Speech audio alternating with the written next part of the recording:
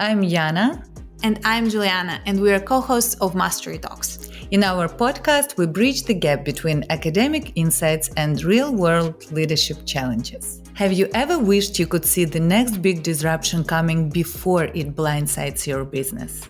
Well, that's exactly what Yana and I explore in our next episode with renowned strategy expert Rita McGrath. Being consistently ranked among top 10 management thinkers by Thinkers 50, she teaches management at Columbia Business School. She also authored several highly influential business books, including Discovery-Driven Growth, The End of Competitive Advantage, and Seeing Around Corners. Rita will dive into practical strategies for staying ahead of market shifts and share case studies from the digital transformation of Microsoft to stark downturn of WeWork. Let's dive into the mindsets and practices that distinguish visionary leaders. Trust us, this is the episode you don't want to miss. Rita, your work on inflection points couldn't be more relevant. Just look at the rapid technological changes and geopolitical upheavals disrupting every industry today. Leaders everywhere are grappling with how to stay ahead in this landscape where competitive advantages are incredibly short-lived. We're excited to dig into the principles and practices you found that enable leaders to spot those big shifts early on. But first, I'm curious, what sparked your interest in researching how to see around corners in the first place? Yes, well, the concept of strategic inflection points was introduced, I guess, popularly by Andy Grove back in the 90s. And I struggled with this for many years because, a strategic inflection point, when it arrives, it creates a 10x shift in something that's possible. Right? So 10x faster, 10x cheaper. In the case of AI, maybe it's 10x smarter, but it changes the envelope of constraints within which an organization or a person works.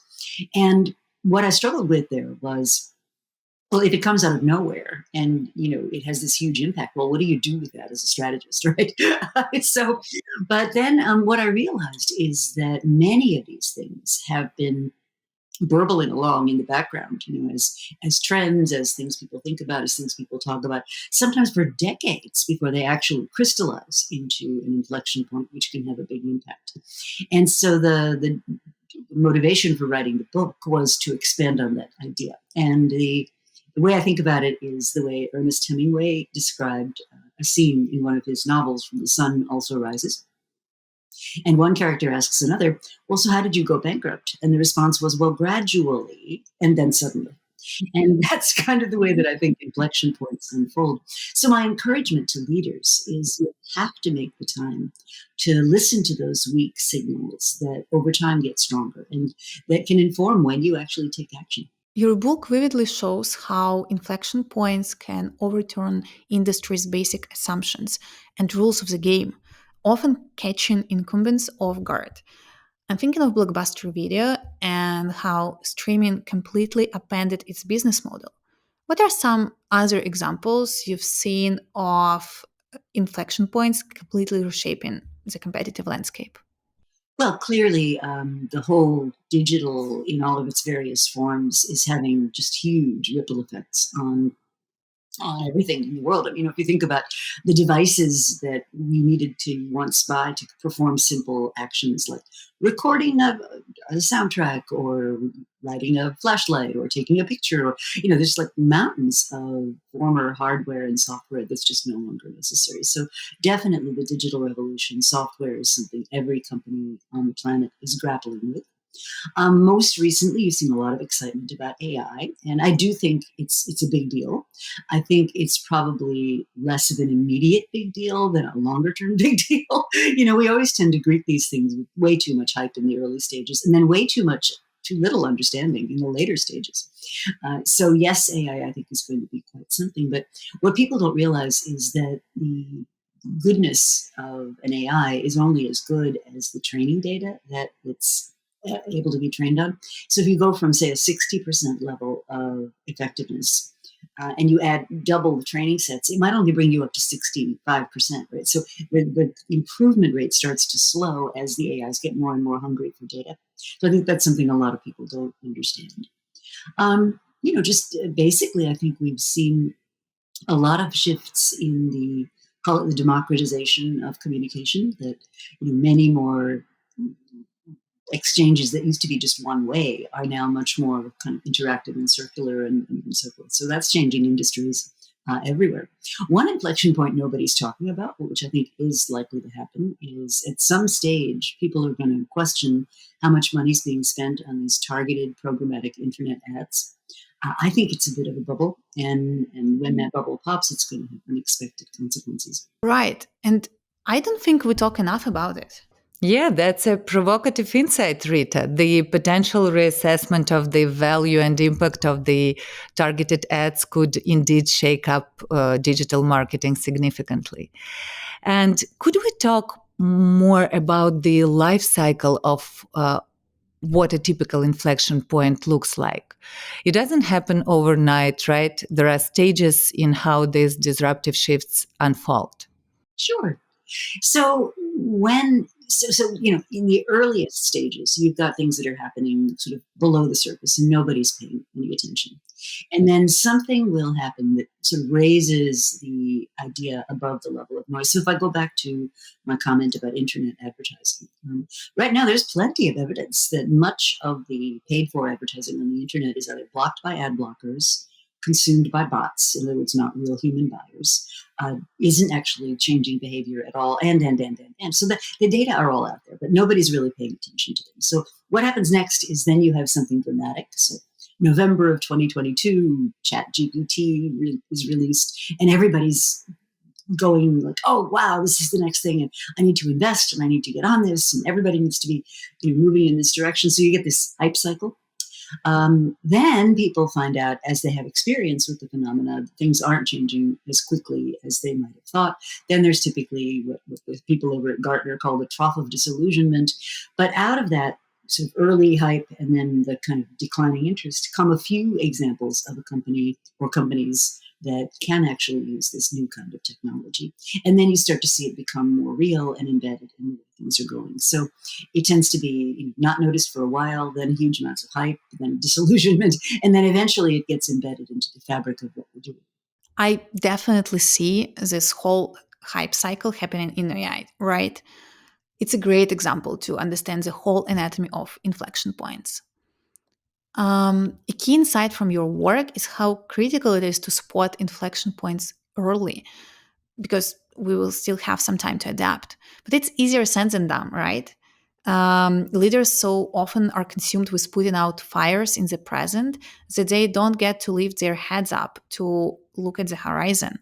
What advice can you give for leaders to pick up on these weak signals of impending disruption? Yeah, and is there still a window to jump into AI and take advantage of this inflection point? It's not too late, right? I think the smart people are experimenting with AI and seeing what it can and can't do and learning about it. What I wouldn't do is bet the company on it at this early stage, because it's just, there's so much it's not capable of doing that we've sort of invented and put up there. It hallucinates.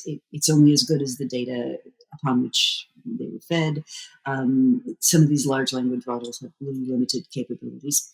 And so they still need a fair amount of expertise to figure out what's correct and what's not. In terms of advice for leaders, I think challenge number one is getting this on your agenda. And I mean that very literally. Like, what time are you setting aside to really reflect and think about the future? And a structured way of doing this is I encourage people to think about a series of time zero events, where a time zero event signals the arrival of the inflection point. Then what you do is you work backward. And you'd say, what would have to be true before that event could take place? In other words, what would have to be in place before I could observe the outcomes of this time zero event? And then what you do is you create a small group that watches those indicators, right? That takes the time to say, what's moving in terms of, let's take AI's capability. Are we seeing breakthroughs in usability? Are we seeing breakthroughs in the amount of energy these models consume? Are we seeing new players come in that we hadn't anticipated before? Um, are we seeing use cases that are kind of new? And so you watch those developments, and there's a period, what I call the period of optimal warning, when you've got enough information. So you're not operating in a completely noisy space, but not so much that the outcome's already foregone and you can't really change it. Yeah, this is precisely the kind of work we were doing in Bill Barnett's strategy course at Stanford. He had us deeply analyze scenarios by questioning what has to be true for each scenario to succeed, which aligns perfectly with your approach of tracing back from a time zero event to understand the necessary precursors for change. Now, many of our listeners are entrepreneurs and innovators in startups. How might the concept of seeing around corners look different for them compared to established companies? Well, startups typically have fewer resources, especially now. The crazy VC money seems to have sort of woken up and it's now having a hangover. So typically, startups have fewer resources to draw on, so they have less leeway to make a mistake. The good thing about startups, in contrast, is they also don't have a lot of legacy to deal with. So they're not dealing with the pushback from their own organizations. They're not dealing, in most cases, with a lot of politics or administrative overhead, whereas big companies are. I think what startups often forget, and I think this period we've been through where there was just money chasing any idea that claimed to be the next Uber of whatever, which isn't healthy for the startup ecosystem. There's just too much money chasing too many ventures. Ventures that are really not good businesses, getting a lot of funding and sort of squeezing the oxygen out of places. So I think, you have to remember entrepreneurship 101, right? You need a business that's got a true value proposition. You need some way of protecting yourself if competition decides to copy you. You need some kind of credibility with your brand. And then you need to have an economic model that makes sense at some point, right? So yes, you might be making investments early on, but down the road, you need to be able to see a path to profitability. And that advice hasn't changed for generations of entrepreneurs. Yet, Adam Newman's WeWork didn't follow those basics. Oh, WeWork is one of my poster children for how not to do this. But it wasn't like. By the way, he was smart as anything. I mean, he didn't put this thing on the public markets, and he didn't lie. There's some entrepreneurs that just tell outright falsehoods. He didn't do that, and his data were open to everybody to see. It's the investors who you kind of have to scratch your head and say, what did they think they were investing in? Exactly. That's a crucial point. Just the other day, we were talking about how weird it is that investors are not part of the case, right? Because they were the driving force behind many of the decisions made. But I wanted to get back to the point you made earlier on when you mentioned planning to discover. It's really the essence of what you pioneered with discovery-driven planning over 20 years ago. It was a real breakthrough at the time and influenced so many of the lean startup practices that are now common wisdom. For our listeners who are less familiar with your work, what are the core principles of discovery-driven approach? So, discovery driven planning had its origins in a series of surprises that I experienced while doing research on corporate flops. These were the big, heavily funded, large initiatives by really good companies that ended up not going anywhere. And so I keep a file in my home office, just right over there. I call it my flops file. And you have to lose your parent. You have to lose your parent company at least $50 million to get into my flops file. That's the bottom. And this is things like the original Euro Disney, TV Cable Week, Federal Express's Zap Mail products, and. And what my colleagues and I started to do was go back and study these cases. And it was surprising. I mean, who knows more about theme parks than Disney? Nobody. And yet they went to Europe and made a mess out of it. And so what we realized was that these failures were all characterized by a very common pattern: untested assumptions taken as facts, very few opportunities for low commitment testing, leaders often under a lot of pressure and personally associated with a given course of action, not an opportunity, but a specific way that that opportunity was going to be met. Big teams up front, lots of money up front, very often a super ambitious deadline, right? And what this all led to was these ventures that turned out to be actually quite uncertain. It led to them being planned the way you would plan a less uncertain, modest product launch, or maybe just a moving of the core into a new geography, let's say. So the difference is the ratio of assumptions that you have to make relative to knowledge that you have. And human beings, honestly, we're terrible at processing assumptions. We forget half of them, right, within a very short period of time. Others get turned into facts in our mind, and then we get all emotionally invested in proving that we were right. It's just bad. So what discovery-driven planning does, it's a systematic way of saying, we're going to develop a plan, and not to show you that we were right. We're going to develop a plan to learn what the right answer is. So you start off by defining success. So if this all worked out, what would that look like? Then you articulate what your unit of business is, and that allows you to create what I call a reverse or upside down income statement. And that's the same working backward idea we've already talked about a little bit, which is what has to be true for this thing to be in place. As you're doing that, you're going to be benchmarking against competition. So does your initial business plan require that you are able to get 200% of the market, right? If that's the case, that's maybe not a viable idea. Let's go on to the next one. As you're doing this, you're going to develop what we call an operations specification, which is how many units of business do you need to sell? How many salespeople? How much phone traffic do you need to generate expressions of interest and so forth? And as you're doing that, you're going to be making assumptions. And what the system suggests is document them, write them down, so that you can go back and say, what have we learned? And then the last and most important piece of the method is to break your monolithic planning process down into pieces, which I call checkpoints.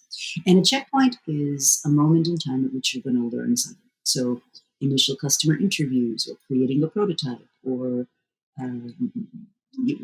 doing some ethnographic observation. But the point is, you're going to know how much that checkpoint's going to cost you, and you'll have some idea in advance of what it is you hope to learn. And if you do it that way, there's two wonderful things that happen. The first one is you're limiting your cost, right? You're taking risk out, because at any given step along the way, you know exactly how much you're committed to. And the second thing is you're actually building your learning, right? You're building a learning plan so that anybody else who is interested could see what you spent, could see what you've accomplished, could see where you are.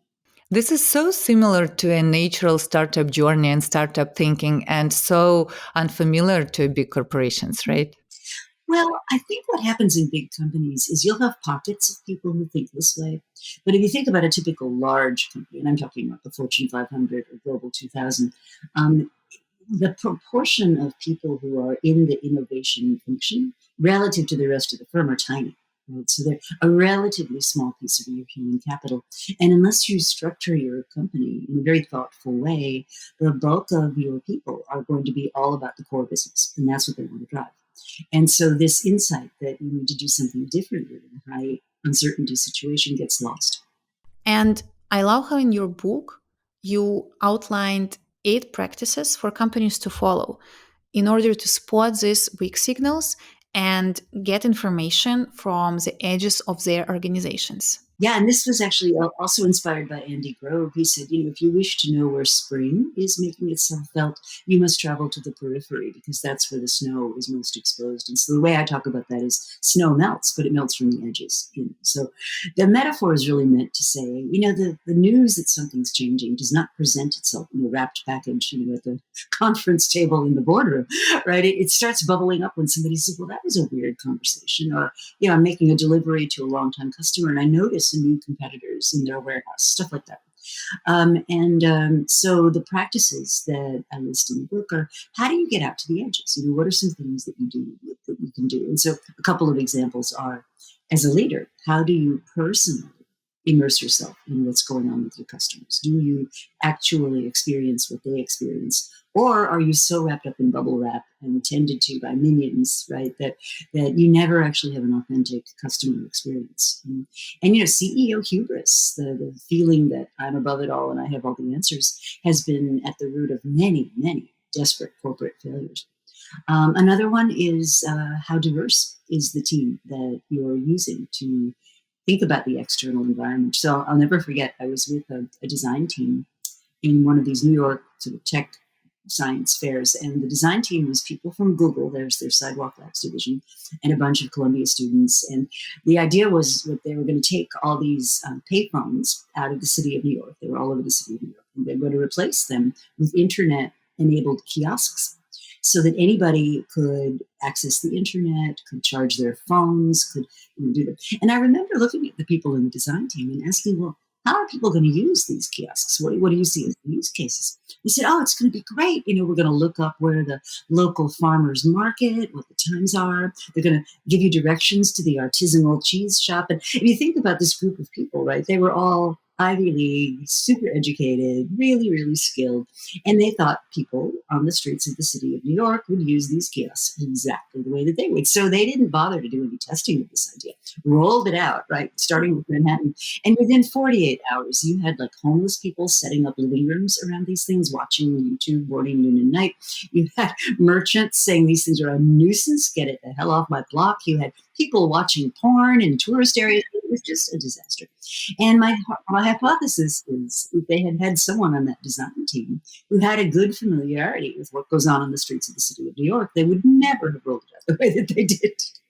That's a striking example. They should have had at least one New Yorker.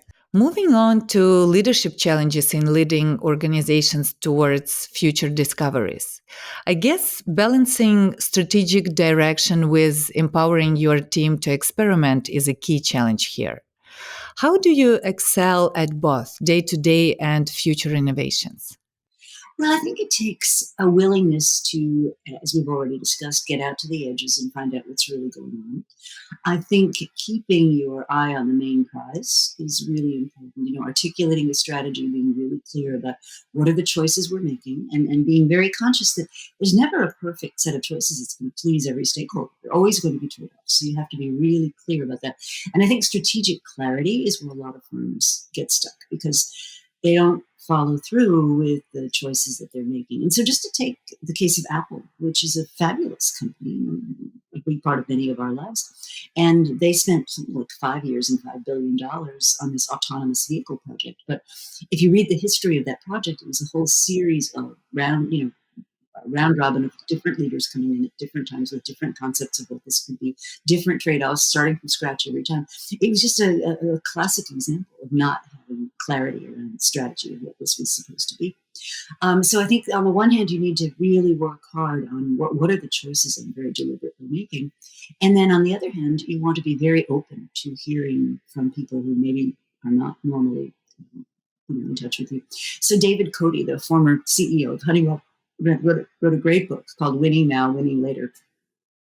And the book is just chock-a-block full of practices like this, right, which help you do that. And he says in his wonderful New England accent, he says, the problem with the long term is eventually it becomes the short term. and he's right? And so some of the practices in his book, for example, is he said, look, if you can just hold the cost, for example, of your support services, so human relations, human resources, in institutional arrangements, HR, IT. If you can hold those functions at a flat cost and grow your top line, by definition, your profitability is going to go up, and you're building a company that's future ready. It's when companies get sloppy and let those things grow up too much without really seeing how they add value to the greater whole that you start to have problems. So it's that kind of balance. So another thing Cody would do in any meeting typically is he would have the youngest person in the room start off with giving their point of view. And of course, in the beginning, this was terrifying for the younger people because they're kind of looking at their bosses and going, what should I say? But as he got more time in his tenure, what they began to realize was very often those younger people had a perspective or had a point of view that was quite different from their more senior counterparts, and that it was really valuable to signal and mean it that he really wanted to hear their perspective. Rita, as you advise senior executives navigating disruptions, what are some of the biggest mindset shifts that leaders have to make in order to become more future ready? Well, I think the first one is to recognize that any advantage, any situation you find yourself in is likely to be temporary.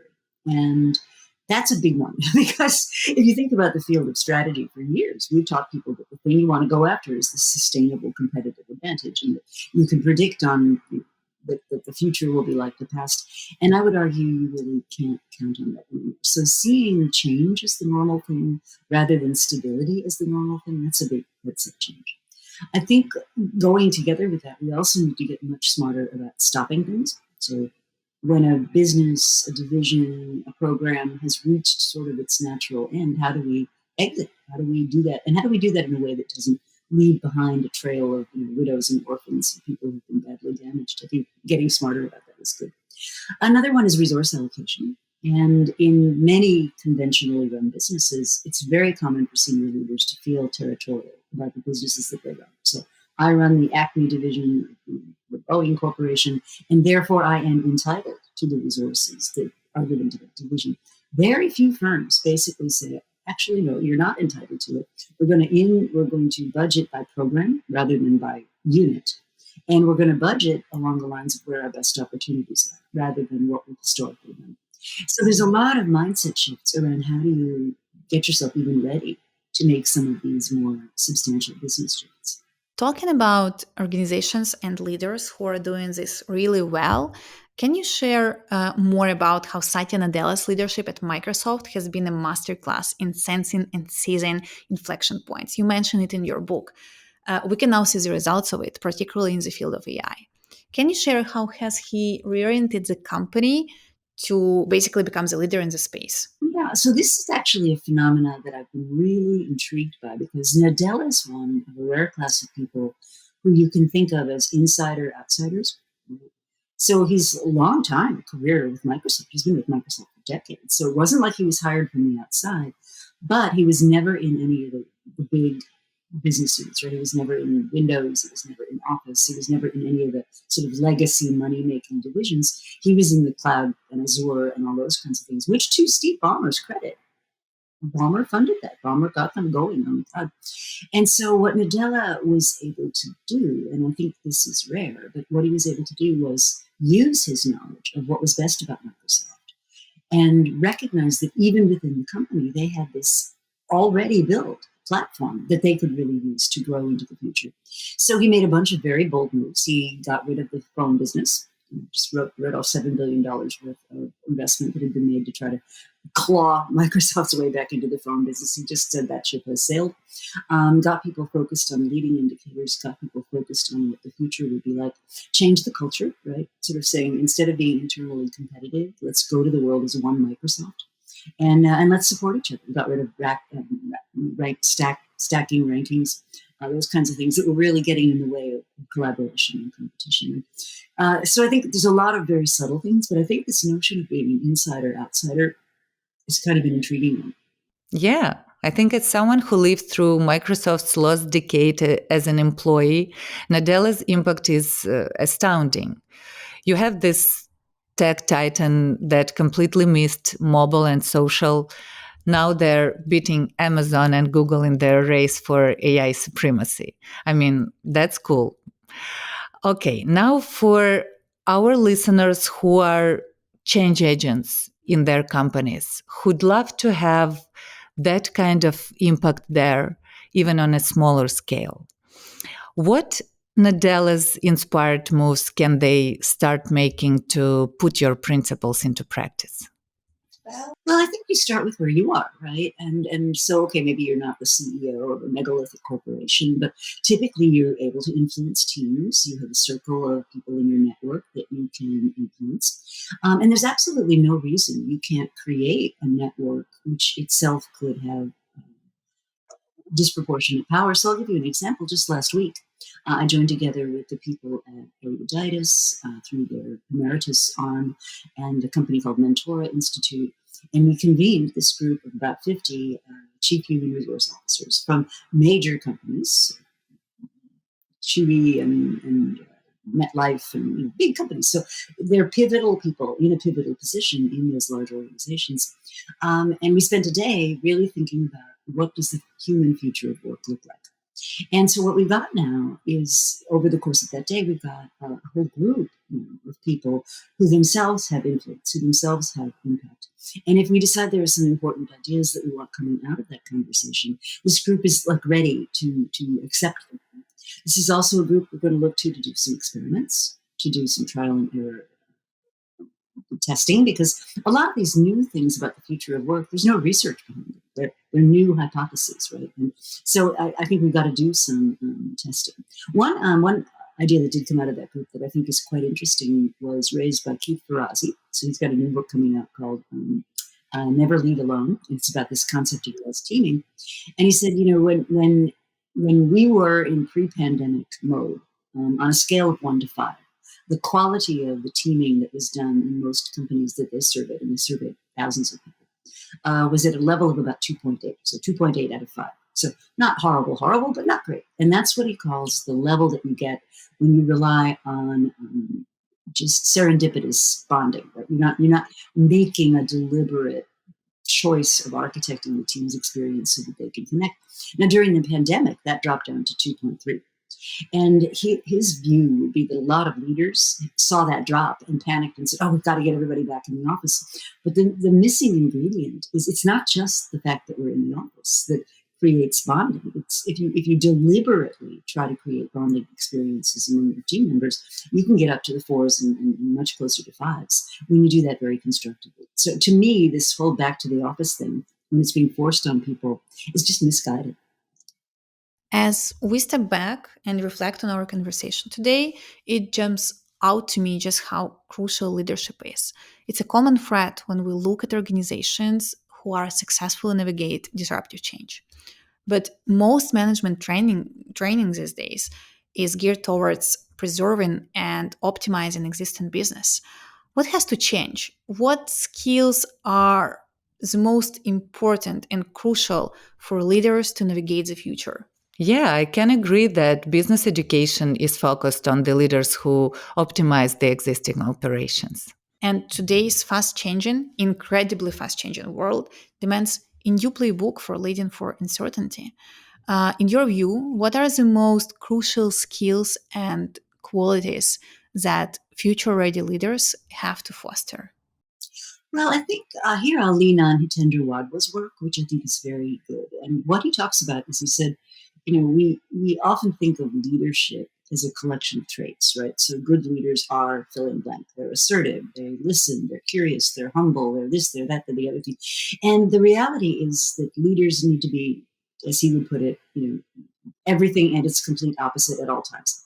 So he makes a distinction between the core values that you hold. And if you think about a lot of spiritual traditions, for example, or a lot of historical views of leadership, there's this talk about having a centered inner core, you can think of it as. So who are you really deep down? What do you truly believe in? What are the things that motivate you?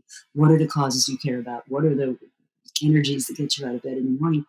And then your expression of that inner core in a specific situation is going to be very different depending on what the situation calls for.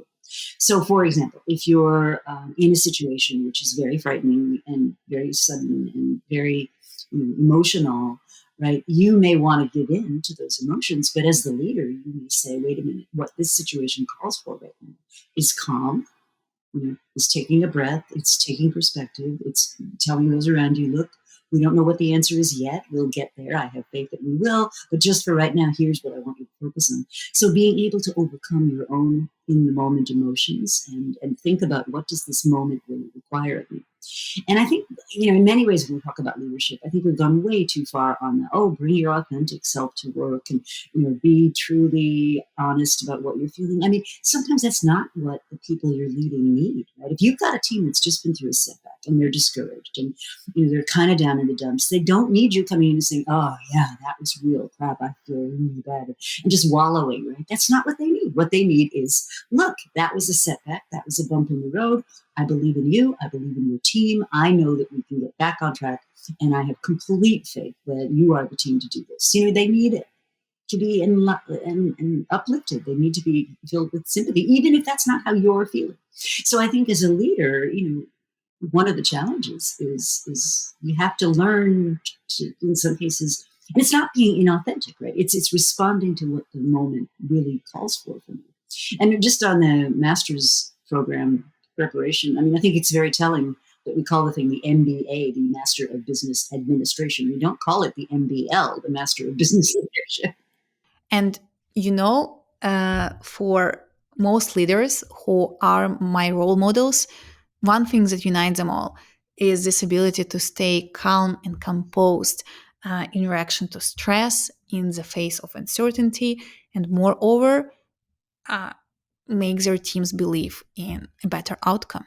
And be able to instill this calmness no matter what, right? Right. I really love this point. There is an empowering message that runs throughout your book that inflection points aren't just these random bolts from the blue, that if we're alert to these signals and actively scout the edges, we can gain foresight. And if we reframe, reimagine, reinvent, we can actually turn these shifts into huge opportunities. Given this perspective, how should leaders effectively prepare for these potential futures? What you want is this gets back to your resource allocation, right? So let's say I'm in the business of telecommunication or voice to or remote communication, something like that, and you ask yourself, well, what comes after Zoom? Well, I don't know. We don't know. It could be many things, right? It could be holograms, it could be headsets that we wear and we're all avatars. It could be touchable screens, it could be haptic systems. Maybe we're having little robots that touch each other in miniature. I mean, I have no idea. But if I'm a leader and I think that I want to consider preparing my company for various of those possibilities, what I want to be placing is options. I want to be making small options bets on future possibilities, knowing full well most of them are not going to work out. And that works out for high uncertainty situations. Now, as you reduce uncertainty and you get more clear about what you're doing, then obviously a different sort of disciplines comes into being. And the one thing that really inspired us is that inflection points don't just happen to us, right?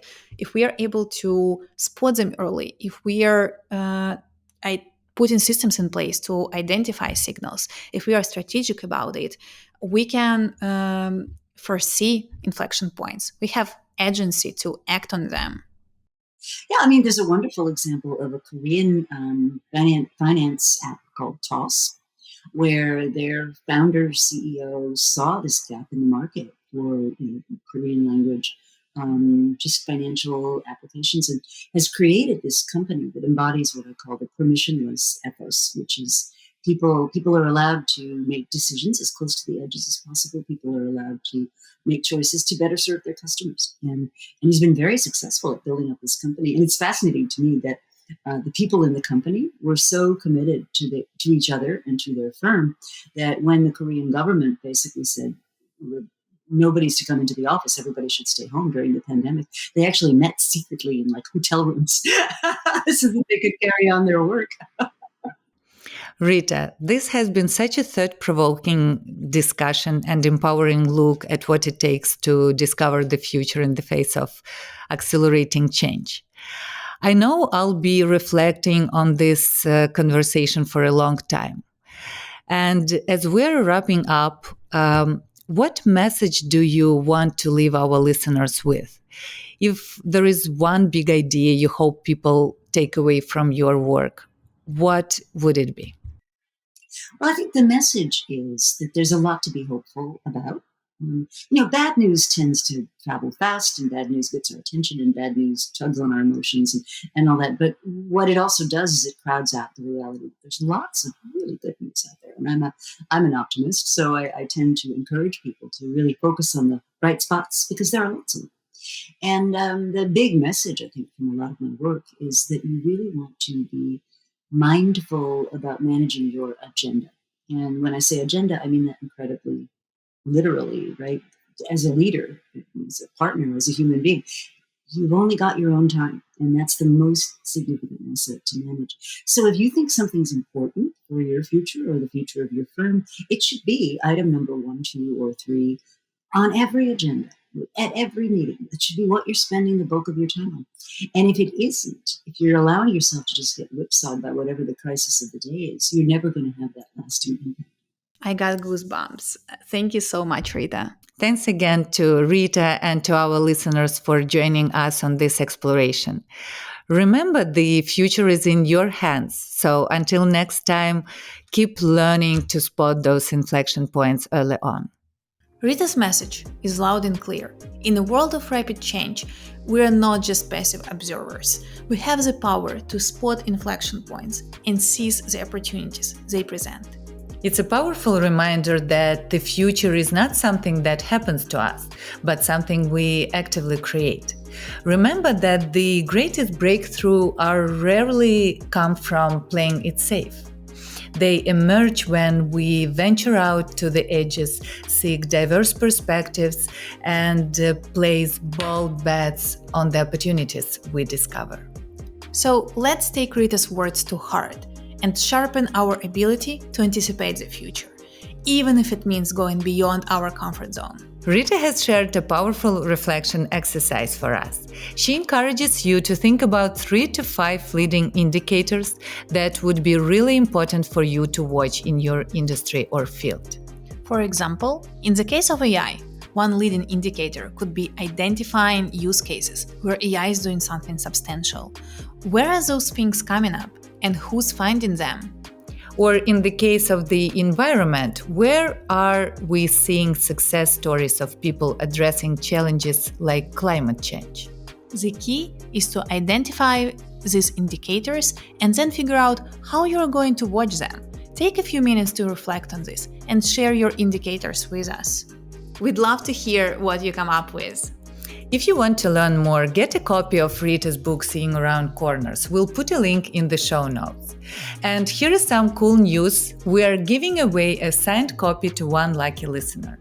To have a chance to win, support us on Patreon. Head over to patreon.com/masterytalks to join our community and get access to exclusive content. And if you haven't already, make sure to subscribe to Mastery Talks on your favorite podcast app. That way you'll never miss the episode. Keep the discussion going and feel free to share your thoughts and questions to us. Just email us at team@masterytalks.com. We'd love to hear from you. Until next time, stay alert and keep working on your ability to see around corners. The future is yours to be discovered.